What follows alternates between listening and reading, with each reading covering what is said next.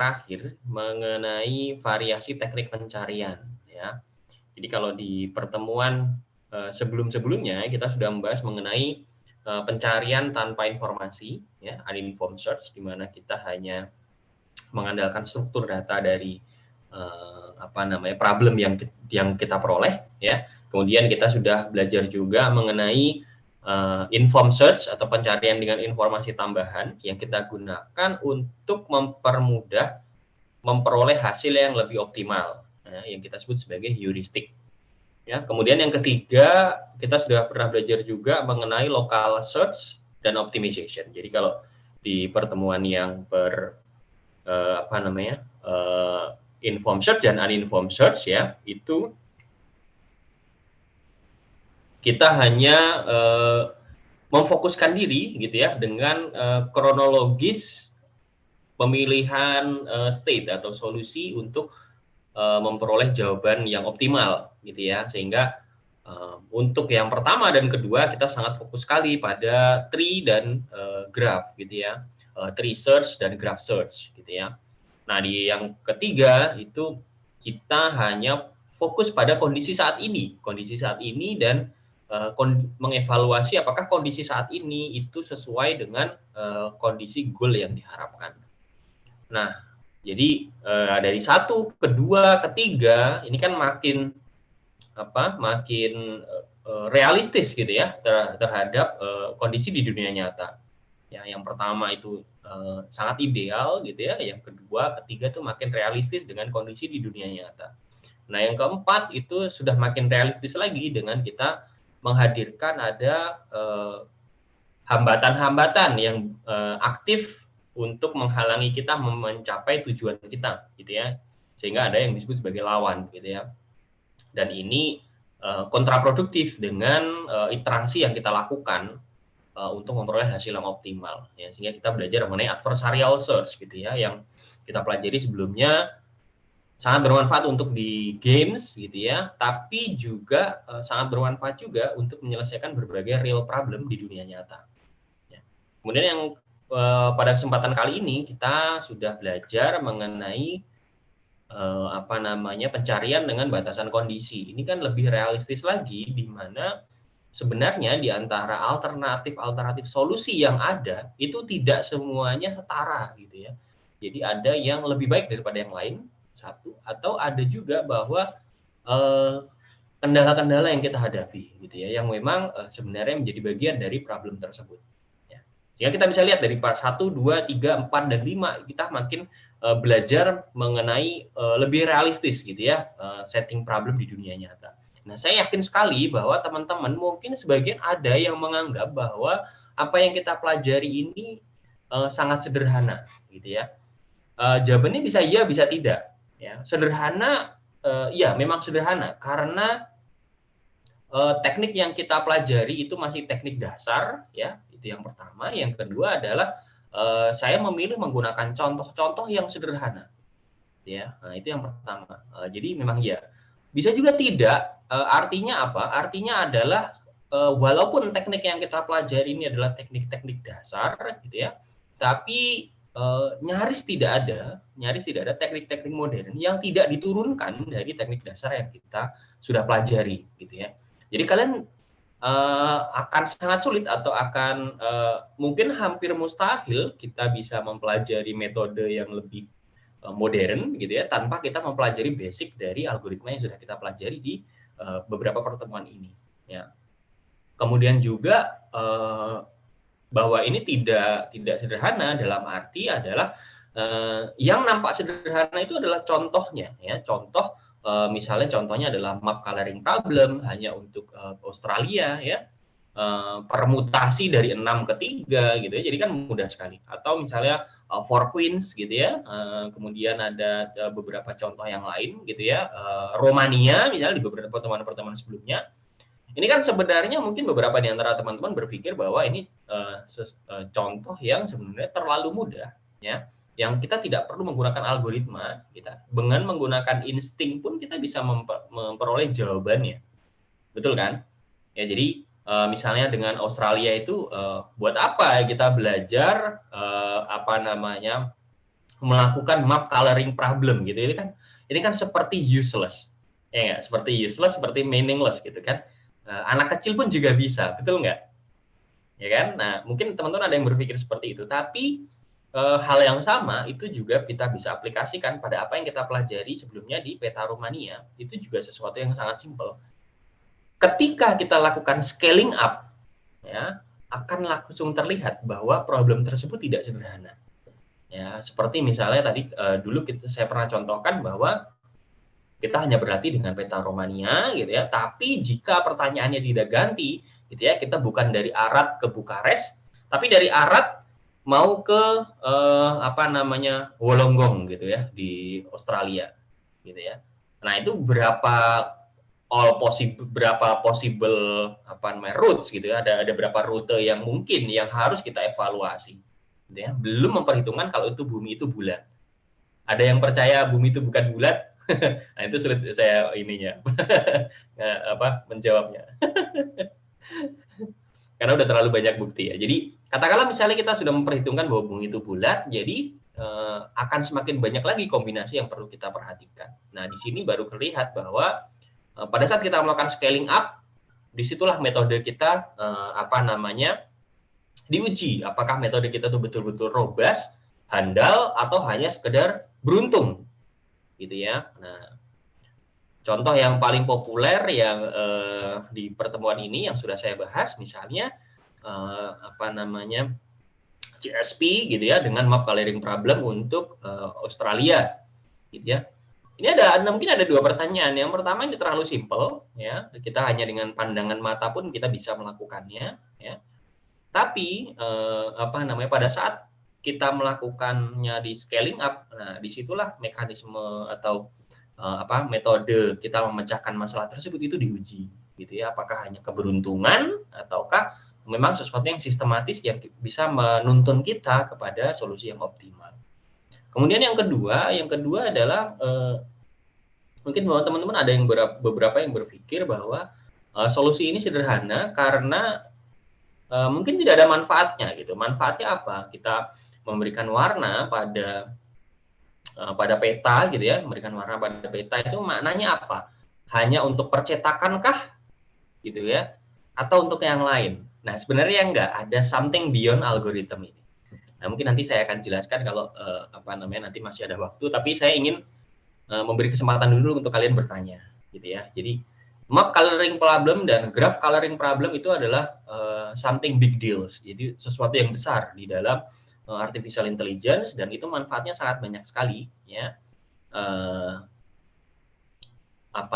Jangan terkecoh dengan namanya saja gitu ya. Oke, mungkin itu dulu sedikit pengantar dari saya sebelum kita masuk ke sesi tanya jawab. Nah, silahkan kalau ada yang mau bertanya, saya persilahkan.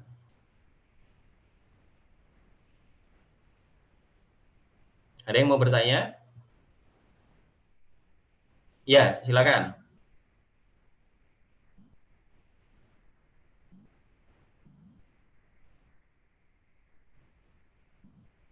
Oke, terima kasih, Fatah. Ya, ini bagus sekali nih pertanyaannya. Jadi memang sengaja tidak saya jelaskan di dalam slide gitu ya. Saya berharap nanti ada yang bertanya tentang itu. Ya, oke, saya beri bahasan sekilas ya mengenai forward checking. Oke. Jadi ada dua metode besar ya. Yang pertama adalah backtracking ya, yang berbasis tree, betul ya, tree search gitu ya. Ada lagi kalau di backtracking kita fokus pada memilih mana variabelnya. Betul ya, memilih mana negara bagian lah, mungkin mana variabel yang betul, mana variabelnya. Nah, sedangkan di constraint propagation, nah ini kita tidak fokus pada memilih variabel. Ya, yang kita lakukan hanya kita punya constraint apa, kemudian constraint tersebut kita distribusikan, kita propagate, kita distribusikan, gitu ya, kita distribusikan. Nah, bisa saja saya melakukannya pada peta Australia, gitu ya, peta Australia ini saya memulainya dari Western Australia dulu, gitu kan? Boleh nggak kalau saya mulai dari Northern Territory? Boleh juga, gitu ya, karena tidak ada larangan dari forward checking. Ya, forward checking itu hanya meminta kita melakukan pendistribusian constraint gitu ya. Jadi kita mau memulainya dari mana tuh boleh. Yang penting adalah pada forward checking itu dimulai setelah kita memilih. Ya, forward checking itu dimulai setelah kita memilih. Nah, coba kita lihat. Kalau misalnya kita memilih Western Australia, begitu kita selesai memilih, barulah forward checkingnya dilakukan, betul ya? Nah, Northern Territory kita cek, oh ternyata tidak boleh ada merahnya. Kemudian Southern Australia ada merahnya, harus kita buang, gitu ya. Nah, selesai forward checkingnya selesai, gitu ya. Kemudian kita memilih lagi Queensland, gitu ya. Ada Queensland, ada Western Australia. Nah, kita constraint dari dua ini kita propagate, kita distribusikan. Nah, ini forward checking lagi. Nah, jadi ada sesuatu yang missing di forward checking ini adalah bagaimana kita memilih variabel. Nah, jadi memang itu salah satu kelebihan sekaligus kelemahan dari forward checking. Kelebihan karena menjadikan algoritma ini sangat simpel. Ya. Kelemahan karena karena dia tidak mengatur bagaimana kita memilih variabel, sehingga forward checking ini sangat tergantung untuk kita kombinasikan dengan metode yang lain. Yang paling umum adalah dengan metode backtrack, gitu ya. Karena backtrack kan memilih variabel ya. Jadi yang sering kali dilakukan adalah dikombinasikan. Backtrack dikombinasikan dengan forward checking. Forward checking dikombinasikan dengan backtrack, gitu ya. Nah, artinya adalah ketika misalnya katakanlah dalam for queens gitu ya. Nah, ini kan kita memilih asal, betul nggak? Nah, yang paling atasnya kita memilih asal, kemudian kita lakukan forward checking. Ya, jadi forward checking yang dimulai setelah kita memilih variabel. Okay? Nah, kemudian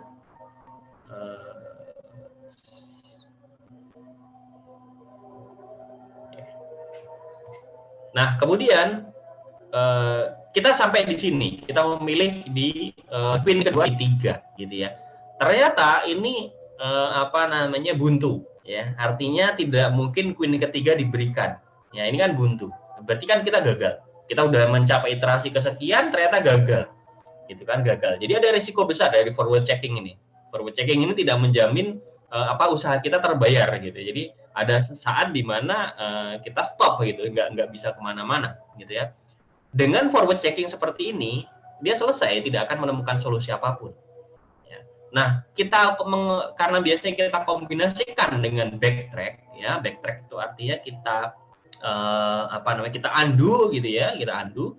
Kalau backtrack karena pada dasarnya dia adalah berbahasa tree gitu ya. Jadi katakanlah kita sudah memilih gitu ya, gitu ya, kemudian misalnya Western Australia, kemudian habis itu Northern Territory warna hijau, kemudian Queensland warnanya merah gitu ya. Ternyata hasilnya tidak bisa diselesaikan, berarti kan kita naik ke cabang di atasnya, betul ya? Nah, kita naik lagi, backtrack, ya, kita naik lagi. Nah, naik lagi.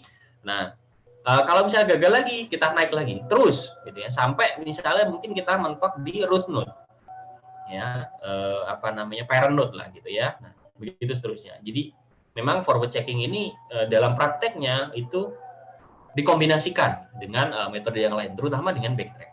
Gitu ya. Jadi sebagai tambahan informasi juga dari pertanyaannya Fatah tadi, kalau untuk di CSP ini mayoritas itu kita menggunakannya hybrid, yaitu backtrack kita gabungkan dengan forward checking, atau backtrack kita gabungkan dengan up konsistensi, atau bahkan tiga-tiganya, gitu ya. Jadi semuanya dikombinasikan seringkali. Gitu ya, Fatah ya. Ya. Mudah-mudahan menjawab. Ya, sama-sama. Oke, yang lain silakan.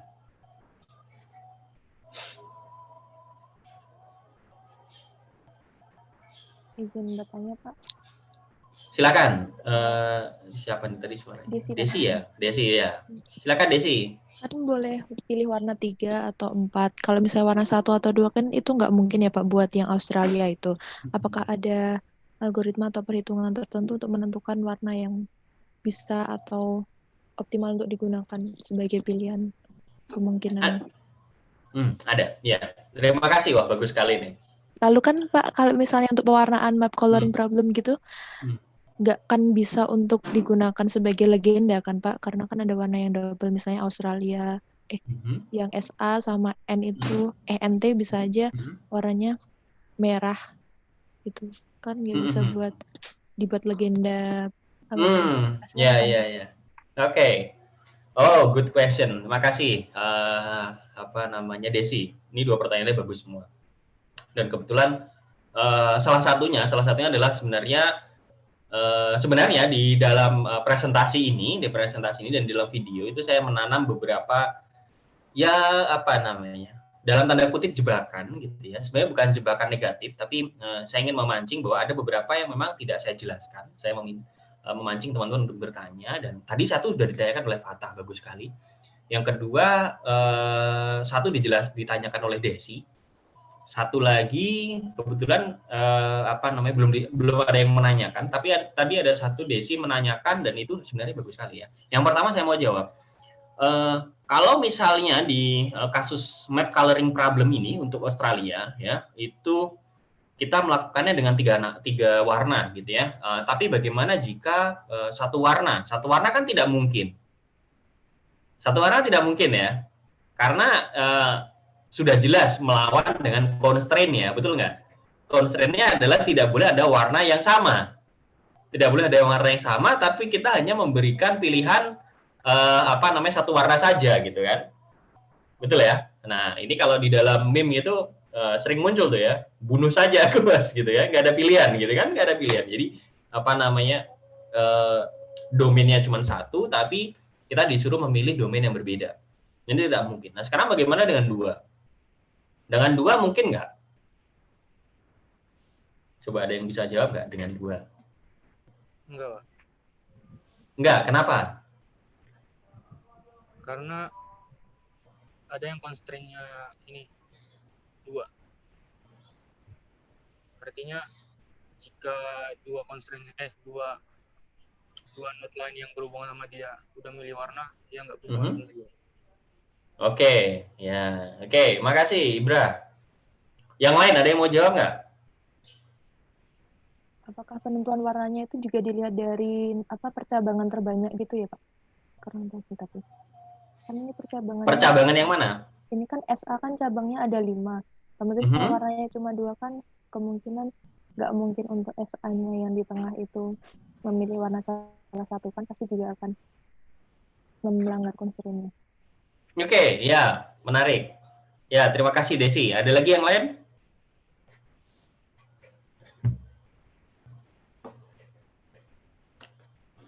Saya senang nih karena udah mulai masuk ke ini sebenarnya kebetulan bidang yang saya sukai gitu. Jadi dari seluruh seluruh AI itu kebetulan bidang yang saya dalamin itu di 2. Yang pertama itu untuk graph theory ya, atau graph learning. Yang kedua adalah reinforcement learning. Itu 2 bidang yang memang kebetulan saya dalamin gitu ya. Jadi ini pertanyaan di sini menarik sekali. Saya jelaskan dari perspektif graph gitu ya. Saya jelaskan dari perspektif graph. Di dalam graph itu kita menyebut sebagai derajat atau degree ya.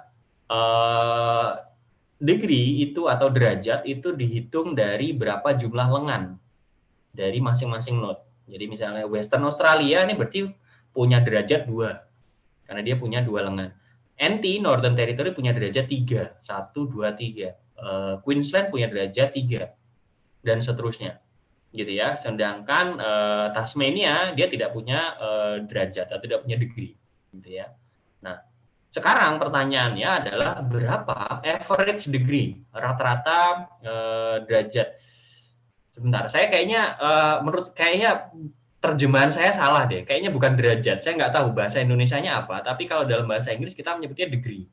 Ya, saya nggak tahu bahasa Indonesia yang tepat apa untuk istilah degree dalam graph. Tapi anggap aja saya jelaskan dalam bahasa Inggris ya, degree. Ya, degree itu kalau average degree berarti kita akan menjumlahkan seluruh lengan gitu ya, seluruh lengan dari masing-masing node.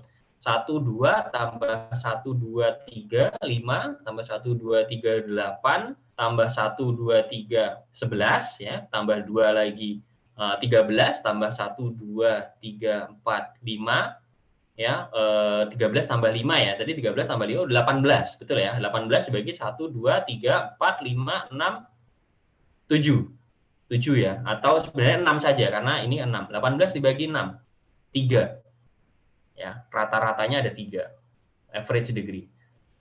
Anything weird? Ada sesuatu yang spesial atau sesuatu yang aneh?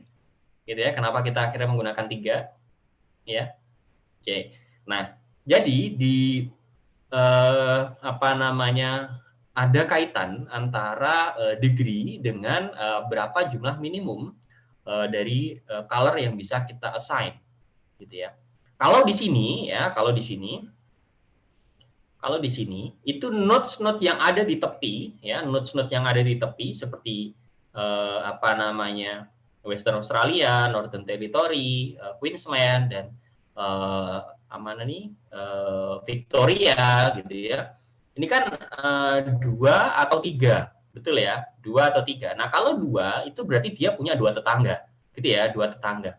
2 tetangga itu artinya supaya dia 2 tetangga, artinya supaya dia itu berbeda, berarti 2 tetangga plus 1 itulah minimal yang harus domain yang harus ada, gitu ya. Jadi dari berapa degree yang terkecil dari connected graph ini masuk anggota graph tapi dia tidak connected. Jadi yang connected subgraph-nya hanya ini, connected subgraph-nya. Dari connected subgraph ini mana berapa degree terkecil, gitu ya, berapa degree terkecil. Degree terkecil ditambah 1. Itu adalah minimum yang domain yang kita perlukan, gitu ya. Jadi ini misalnya 2, gitu ya, berarti 2 plus 1 berarti 3. Ya, 3 karena sekaligus dirinya sendiri, betul ya. Sehingga minimal ada 3. Tidak mungkin kita mengassign hanya 2. Ya, karena pasti akan terbentur di constraint checking. Gitu ya, jawaban saya untuk siapa tadi? Desi, untuk Desi yang pertama ya. Itu bagus sekali pertanyaannya. Jadi memang kita menjawabnya dengan teori grafnya. Kemudian yang kedua itu juga menarik sekali. Kalau nggak salah tadi masalah ini ya, map coloring problem untuk labelnya ya, gitu ya, Desi ya, atau saya salah nangkapnya. Silakan Desi. Iya Pak, legendanya kan biasanya kalau untuk mengidentifikasi suatu daerah, misalnya nanti warnanya kecil banget, itu kan bisa diidentifikasi itu daerah apa gitu. Kalau warnanya kembar kan beda. Ya, oke. Makasih. Nah, ini pertanyaannya sebenarnya bagus ya. Dan mungkin sebenarnya lebih dalam dari itu ya. Jadi gini, jawabannya sudah pasti tidak bisa gitu ya, karena kan tidak bisa digunakan untuk untuk legend, karena kalau legend itu kan harus unik ya, Berarti map coloring problem itu sebenarnya memang bukan digunakan untuk mewarnai peta. Sebenarnya gitu ya, karena kalau kita mau mewarnai peta gitu ya, itu kita membutuhkan something unique gitu kan. Nah, tapi ada yang saya nggak tahu apakah teman-teman berpikir tentang ini enggak gitu ya. Sebenarnya map coloring problem itu bukan tentang mewarnai peta, tapi something beyond that. Jadi ini adalah mengenai pelabelan. Ya, pelabelan. Kebetulan labelnya adalah warna, tapi intinya ini adalah pelabelan ya. Pelabelan bagaimana kita bisa mendistribusikan secara equal ya. Equal distribution labeling. Jadi sebenarnya ini problemnya adalah equal distribution labeling. Sering digunakan untuk apa? Sering digunakannya biasanya misalnya untuk time scheduling, gitu ya. Sering digunakan untuk unit scheduling atau unit distribution dan sebagainya. Contohnya seperti ini misalnya nih. Saya berikan contoh.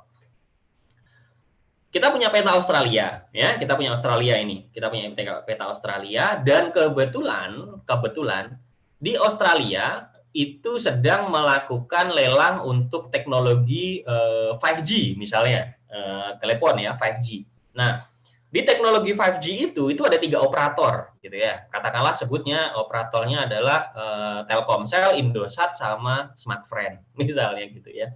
Nah, ada 3 ada 3 operator yang memenangkan teknologi 5G gitu ya di Australia. Nah, itu harus dibagi secara adil, gitu kan. Nah, cara membaginya adalah kita membagi habis ke semua operator gitu ya. Dan untuk menentukan tingkat keadilannya adalah itu dilakukan secara dalam tanda kutip acak gitu kan, dan tidak menguntungkan satu operator pun gitu ya. Jadi semua operator equal. Nah, operator diuntungkan itu jika dia bersebelahan gitu ya, mendapatkan bersebelahan gitu artinya. Sehingga kan memungkinkan untuk adanya monopoli, misalnya seperti itu. Jadi kalau saya yang diberikan tugas untuk membagi ketiga wilayah tadi gitu ya, dengan asumsi semuanya itu bobotnya sama, maka saya akan menggunakan constraint satisfaction problem, graph coloring ini gitu ya. Sehingga warna merah itu adalah Telkomsel, warna hijau misalnya adalah Indosat, ya bukan Indosat ya, Australsat misalnya gitu kan. Satu lagi Smartfren gitu ya, Smartfren. Nah, sehingga kita sebenarnya memberikan label gitu ya, memberikan label di sana seperti itu contohnya. Kemudian contoh yang lain gitu ya, contoh yang lain itu adalah di dalam graph coloring problem atau map coloring problem seperti ini. Itu sering digunakan untuk memecahkan masalah time scheduling yang saya tadi sempat singgung ya. Katakanlah misalnya begini. Sekarang di tingkat 4 mereka sedang akan melakukan seminar skripsi gitu ya, masing-masing dosen itu memiliki kualifikasi tertentu, misalnya bidang ilmu tertentu. Ada yang pakarnya di ekonomi, ada yang pakarnya di sosial kependudukan, ada yang pakarnya di sains data, ada yang pakarnya di sistem informasi gitu ya, dan seterusnya. Nah, masing-masing mahasiswa itu harus mendapatkan dosen pembimbing, harus mendapatkan dosen penguji gitu ya. Nah, supaya tidak berbenturan kan harus dialokasikan. Betul ya, harus dialokasikan. Nah, versi sederhana dari scheduling dan distribusi baik waktu seminarnya, terus kemudian distribusi alokasi siapa dosen penguji dan siapa dosen pembimbingnya, itu versi sederhananya itu bisa kita pecahkan dengan map coloring problem ya, atau graph coloring problem. Ya. Asumsinya adalah semuanya bobotnya sama. Nah, kebetulan di sini kita masih menganggap bobotnya sama ya. Padahal kan sebenarnya salah satu lebih luas daripada yang lain, atau salah satu misalnya populasi lebih banyak daripada yang lain. Ya, jadi asumsinya misalnya semuanya sama, ini sebenarnya kita tidak membahas mengenai pewarnaan peta gitu ya, atau gambar sebenarnya, tapi lebih dari itu kita adalah bagaimana memberikan label. Bagaimana memberikan label yang equal gitu ya, atau memberikan label yang unbiased tidak memihak ke salah satu. Begitu, seperti itu. Ini sesuatu yang sebenarnya itu dibalik dari graph coloring problem sama map coloring problem. Sehingga map coloring problem dan graph coloring problem ini itu sampai sekarang itu implementasinya sangat banyak sekali dan jauh dari warna. Gitu ya, mungkin Desi saya coba jawabnya tadi seperti itu ya. Silakan kalau ada yang pertanyaan yang lain, atau Desi mungkin masih ada yang belum terjawab.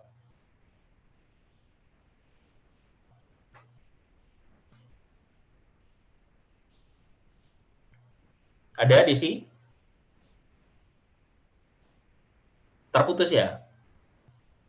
Oke, yang lain silakan kalau ada pertanyaan.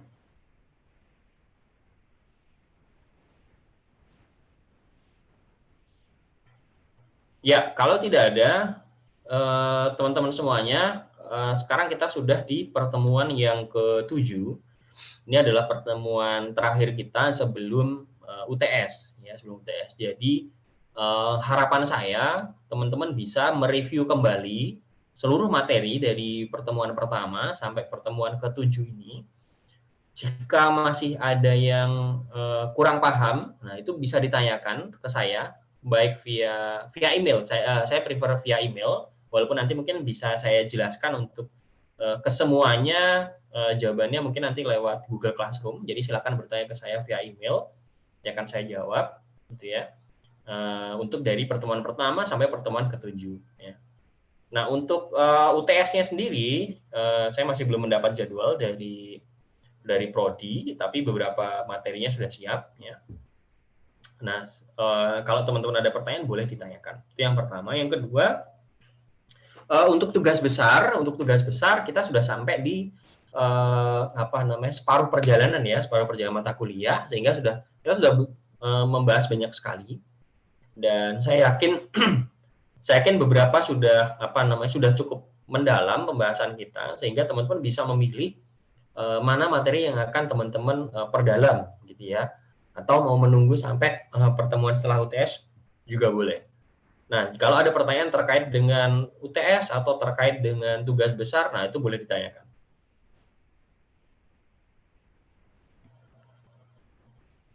Ada yang mau ditanyakan?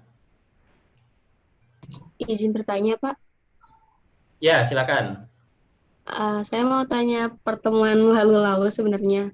Jadi saya masih kurang paham posisi dari trigraph sama... Ini siapa ya? Siapa yang nanya ini? Sita, Pak. Oh, Sita. Oh iya.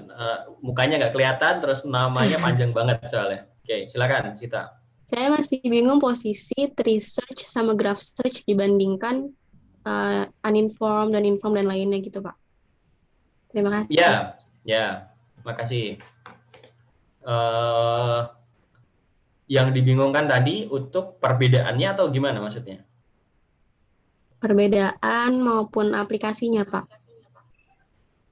Aplikasi dari? Mereka berdua, atau kapan kita pakai gitu, Pak. Oh, kapan kita pakai tree search dan kapan pakai graph search ya? Graph search, iya Pak. Oke, ya. Makasih Sita. Ya, jadi apa perbedaan antara tree dan graph dulu? Mungkin ada yang bisa menjawab. Apa perbedaan antara tree dan graph? Ada yang coba bisa jawab? Tree itu bagian dari graph, Pak. Tapi yang tidak mempunyai sirkuit. Ya. Oke, nah betul sekali. Nah, makasih Iza. Jadi kata kuncinya sebenarnya itu, ya. Jadi ketika misalnya kita menggunakan tree, ya, berarti kita menggunakan struktur hierarkis, ya. Jadi kunci perbedaan dari tree dan graph itu adalah ada hierarkisnya. Jadi kalau tree itu kita hierarkis, sehingga kalau misalnya kita sudah jadi ada parent, kemudian ada ada induk, kemudian ada cabangnya, kan gitu kan. Nah, masing-masing cabang nanti bisa menjadi induk dari cabang berikutnya, kan gitu kan. Nah, sehingga kalau di dalam, seingat saya sudah pernah saya jelaskan ya, sebentar, mungkin ada gambar yang lebih mudah yang pernah saya ceritakan.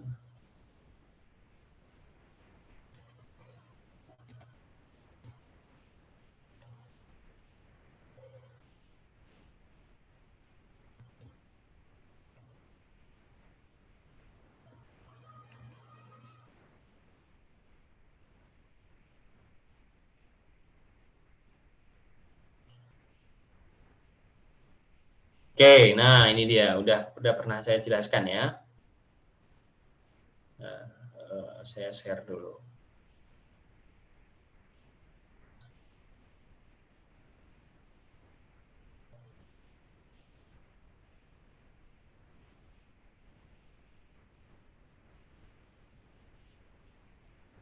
Nah, bisa dilihat ya. Jadi kalau tree itu kita memang ada hierarkisnya, Sedangkan kalau graph tidak ada hierarkis. Jadi tree itu adalah kondisi spesial atau kondisi unik dari graph. Jadi graph yang spesial gitu ya, di mana ada hierarkisnya di sana. Nah, implementasinya adalah pada saat search gitu ya, Ketika misalnya untuk tree search gitu ya, dia melakukan apa adanya. Gitu ya, kita melakukan apa adanya. Artinya apa? Ketika melakukan apa adanya adalah kita bisa melakukan perulangan, gitu ya. Jadi muncul kembali.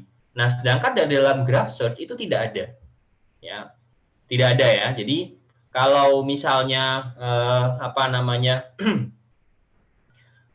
kata kuncinya di sini nih, di bawah sini nih. Jadi kalau di dalam graph search gitu ya, itu nodes-nodes yang sudah pernah kita kunjungi, sudah pernah kita explore, itu tidak akan dikunjungi lagi, gitu ya, karena dia disimpan ke dalam list, gitu ya, dalam daftar. Jadi kita punya daftar mana saja yang sudah pernah kita kunjungi, gitu ya. Sedangkan dalam tree itu tidak ada. Nah, contohnya apa? Contohnya adalah misalnya seperti ini, ya, misalnya seperti ini. Ini akan kita perlakukan sebagai graph ataukah sebagai tree. Misalnya dari Arad ke Bukares, gitu ya. Arad ke Bukares ini akan kita perlakukan sebagai tree ataukah sebagai graph. Yang pertama, kalau kita perlakukan sebagai tree, ya, dari Arad kita kemana nih? Ke Zerin, Timisoara atau ke Sibiu? Kita ke Sibiu, gitu ya. Nah, ke Sibiu. Nah, dari Sibiu, opsi mana yang menjadi pilihan kita? Nah, begitu di Sibiu langsung ditanya apakah kita menggunakan tree search ataukah graph search. Ya. Dari Arad kita ke Sibiu dulu. Nah, dari Sibiu ada berapa alternatif yang ada? Nah, ada yang bisa jawab nggak? Coba ada yang bisa jawab? Atau mungkin Sita mau jawab, boleh. Di Sibiu ini kita punya berapa alternatif? 4, Pak. 4 ya. Kemana saja? Arad, Oradea, Fagara, sama Riminiku, Pak. Oke, nah 4 ini berarti yang tree atau yang graph?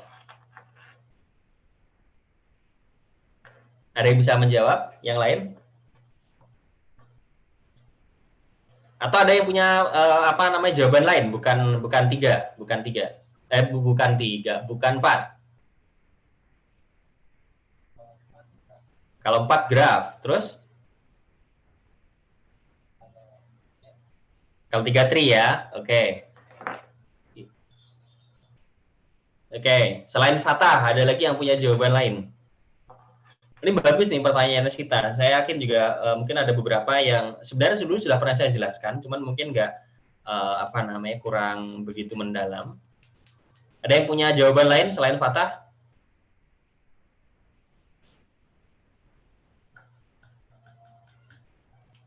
Setuju semua? Saya, Pak. Ya, Joyce, silakan. Kayaknya kebalik gitu. Kalau Kebalik ya? Ya, yang tree itu yang 4, terus yang 3 itu yang graph. Kalau nggak salah, Bapak pernah bilang kalau kalau tree itu bisa kembali ke awal. Oke, makasih Joyce. Ya, yang lain ada yang berarti kita punya dua alternatif jawaban. Seperti Joyce atau seperti Fatah. Silakan. Ada yang lain? Siapa yang sepakat dengan Fatah? Enggak apa-apa, ini enggak salah, enggak betul kok. Silakan. Ada yang sepakat dengan Fatah? Ada yang sepakat dengan Joyce? Asti, oke. Yang lain? Sepakat sama Joyce, Pak. Oke, 2, Lukman. Ada lagi yang lain yang sepakat dengan Joyce? Sama dengan Joyce, Pak. Sama dengan Joyce, Emir. Oke, ya. Oke, nah, jadi memang kata kuncinya memang di sana, ya. Kata kuncinya di sana. Konsekuensi dari bahwa dalam tree itu adalah adanya hierarki, gitu ya. Adanya hierarki. Jadi ada induk, terus kemudian ada cabangnya atau anaknya, gitu ya. Sedangkan di dalam graph tidak ada. Dalam graph itu tidak ada tidak ada hierarki, gitu ya. Nah, ketika misalnya kita memiliki rute ini, gitu ya, kita memiliki rute, kalau kita menggunakan tree gitu ya, sehingga kita memaksa bahwa satu kota menjadi induk dari kota yang lain, padahal kenyataannya tidak, gitu ya, sehingga kurang tepat sebenarnya ketika misalnya jaringan antar kota seperti ini dibentuk ke dalam tree, karena memang tidak ada kota menjadi induk dari kota yang lain, gitu ya.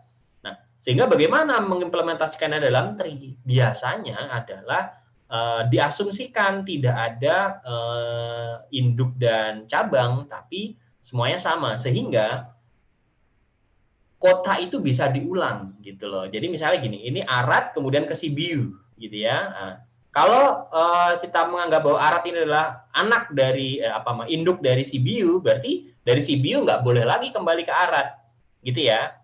Nah, itu konsekuensinya seharusnya. Padahal ternyata tidak kan. Sehingga di dalam tree, kalau kita menggunakan tree search, betul tadi yang disampaikan oleh Joyce, jadi kita masih bisa kembali lagi ke Arad. Gitu ya. Jadi dari Arad ke Sibiu, nah dari Sibiu kita masih punya 4 alternatif. Ya. Nah, jadi masih boleh kembali lagi. Nah, perbedaannya kalau misalnya di graf, karena graf itu memang dari awal dia memang setara, gitu ya, maka dia tinggal fokus ke mana yang sudah dikunjungi dan mana yang belum, gitu ya. Mana yang sudah dikunjungi dan mana yang belum, gitu ya. Sehingga kalau misalnya di dalam graf, gitu, sehingga kita akan menambahkan komponen ini. Mana yang sudah pernah kita kunjungi, kita simpan di dalam list, sehingga tidak mungkin akan dikunjungi kembali. Itu jawaban paling mudahnya. Nah, kalau secara fundamentalnya adalah di dalam graf itu ya, di dalam graf tadi kita memang menganggap dari semua semua kota atau semua anode itu tuh setara gitu ya, setara. Sehingga tidak ada penanda satu induk dan mana yang lain gitu ya. Sedangkan pada sebuah tree itu kan yang betul, kan kita tidak perlu menandai ya A, B, misalnya kita melakukan depth first search gitu ya. Depth first search itu kan A, kemudian B, kemudian D, kemudian H. Gitu ya. Nah, ini kan kalau kita sudah sampai di H, ya, kita kan nggak perlu disimpan. A, B, D-nya kan nggak perlu disimpan. Betul ya? Karena hanya ada satu jalur, betul nggak?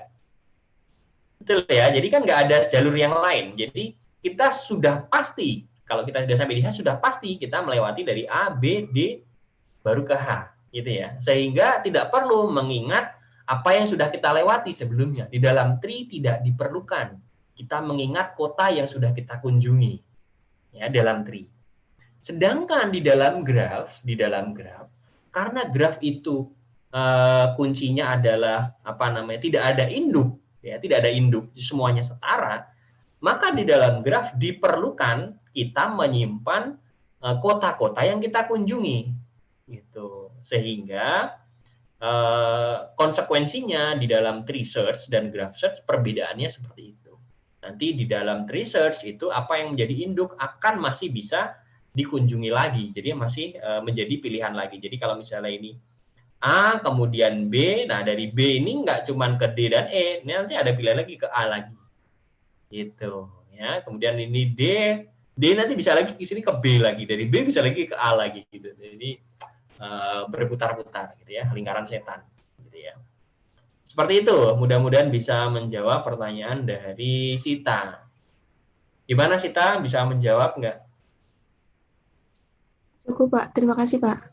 Ya, sama-sama. Nah, kalau implementasinya ya semua yang sudah kita bahas di mata kuliah ini ya, itu semua implementasinya baik tree maupun graph sama gitu ya. Tinggal apakah kita membolehkan yang sudah kita kunjungi itu untuk dikunjungi ulang atau tidak. Itu aja intinya. Yang lainnya semuanya sama. Oke, yang lain mungkin ada pertanyaan? Mau nanyakan yang tadi Desi, Pak. Silakan, Azam. Tadi kalau nggak salah kan kita memilih warna ya, yang waktu milih warna itu, Pak. Iya. Bapaknya bisa milih average dari degree-nya, Pak. Yang pertama. Terus yang kedua dapat dicari melalui degree paling kecil ditambah 1 gitu. itu ada syarat lainnya Pak? Atau grafnya bentuknya gimana? Karena misalnya tadi, misal di Tasmania ini ada pembangunan jembatan sama Victoria. Nah itu nambah 1 Pak. Nah lewatnya cuma 1. Dan di sana muncul degree-nya paling kecil 1. Nah itu kan berarti cuma 2 warna aja Pak. Kalau pakai yang tadi bilangnya Bapak ikuti. Saya lebih setujunya yang pakai average tadi, karena bisa jadi kan dapatnya mungkin sekitar 2, sekian. Nah itu kita punya. Nah menurut Bapak gimana Pak? Oke, ya. Terima kasih banget Azam nih. Pertanyaannya bagus sekali.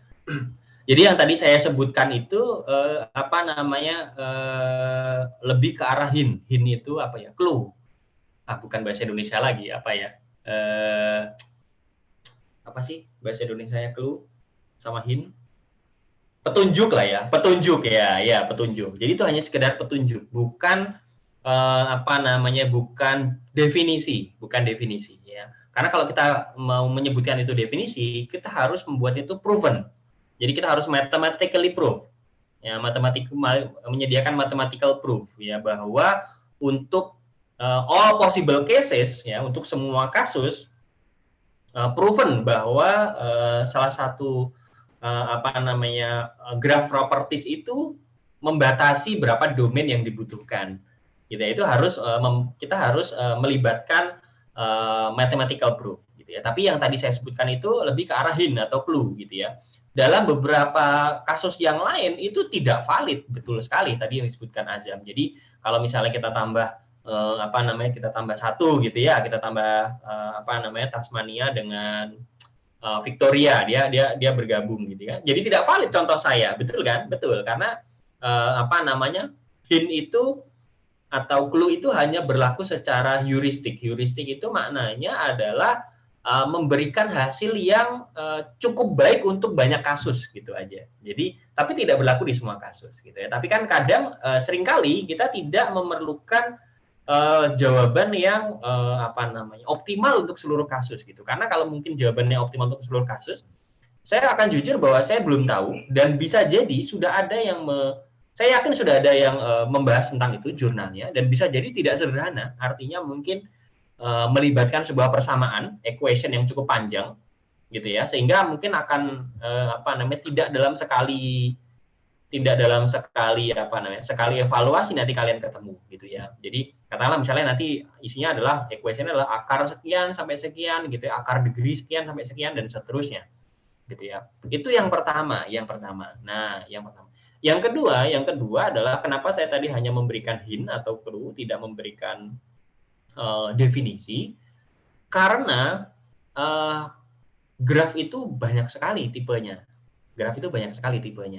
Satu, ada tipe yang apa namanya bipartite gitu ya. Bipartite itu seperti ini, bipartite.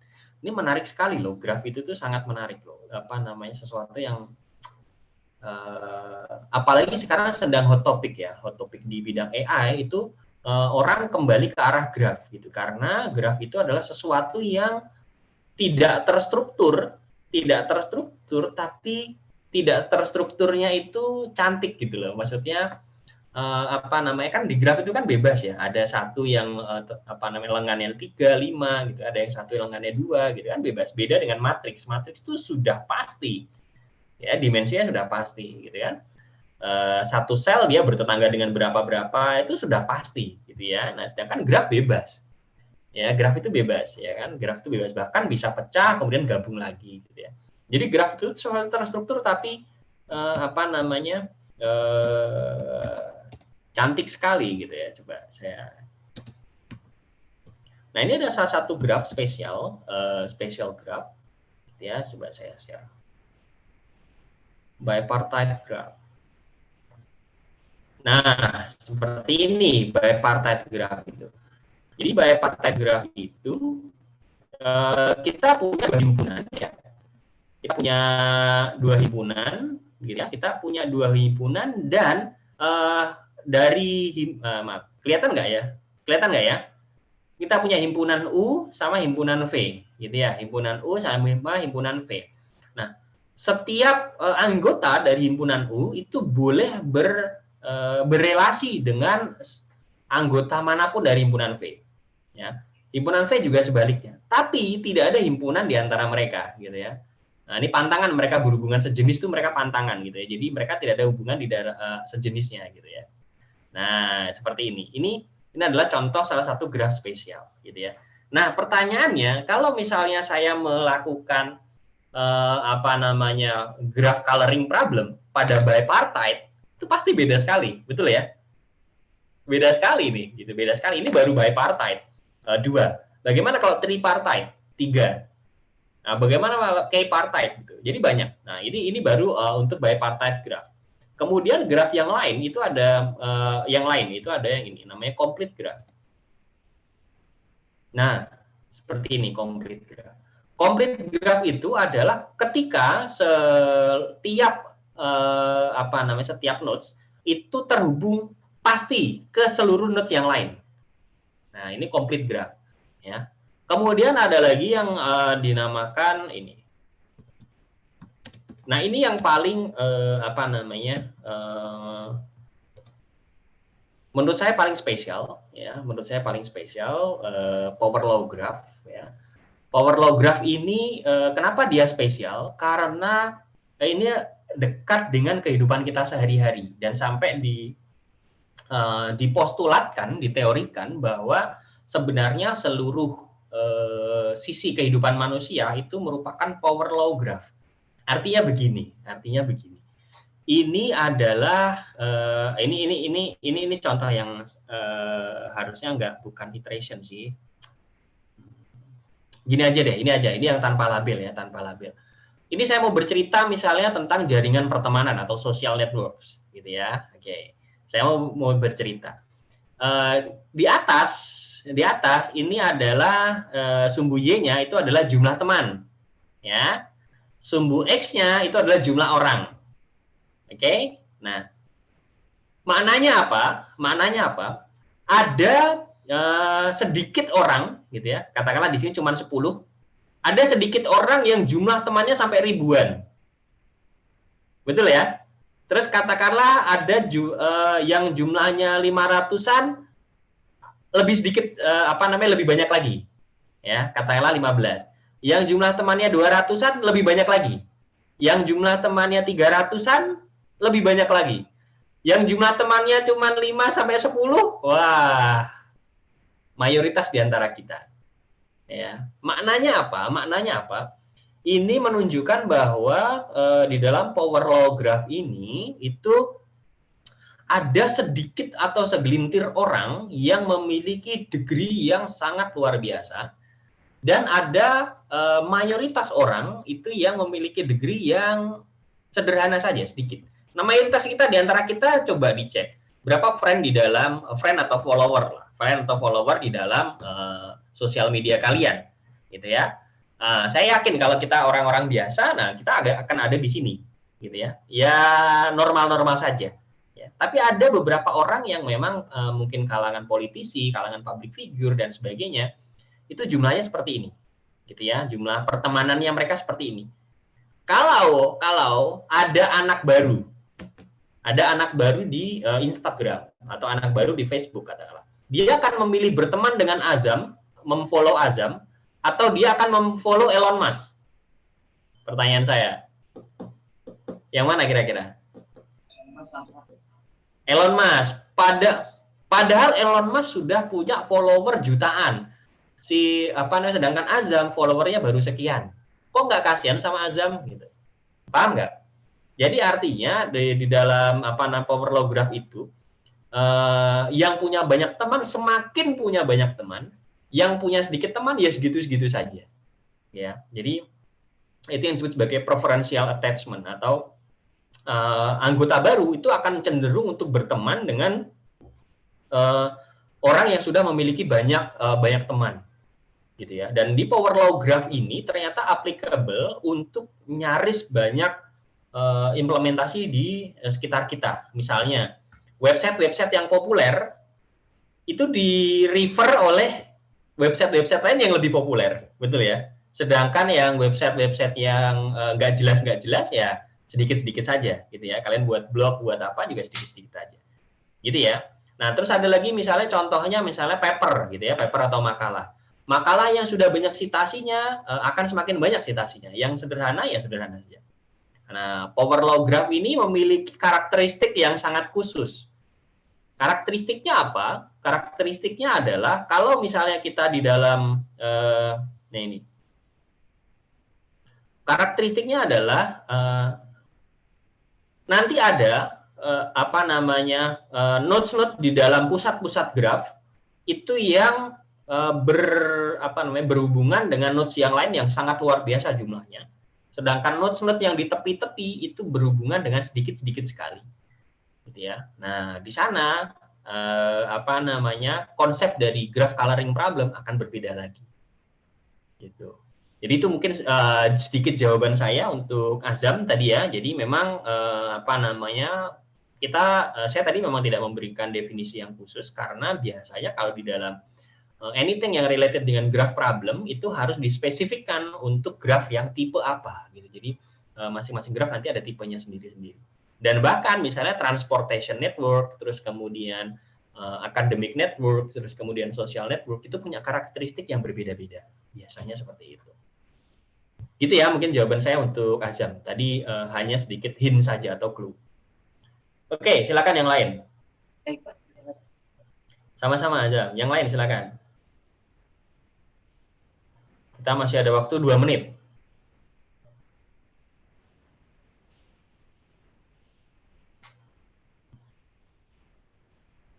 Untuk tugas besar nggak ada yang ditanyakan ya? Sudah jelas semua ya?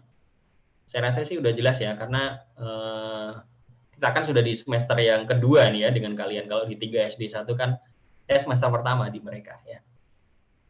Oke, kalau nggak ada lagi yang ditanyakan, ya silakan. Gimana apanya? Mekanisme apanya ini?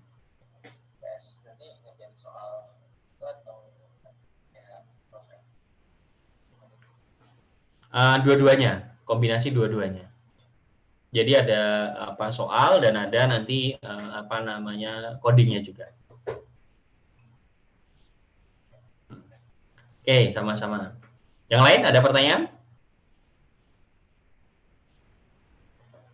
Cukup ya? Oke, kalau cukup mungkin bisa kita tutup. Silakan Lukman ditutup dulu.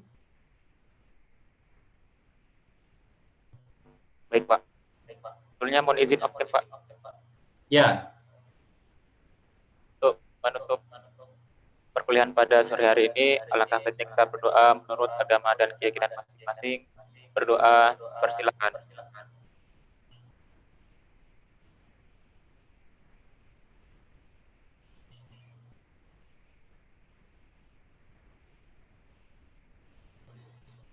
Berdoa dapat dicukupkan.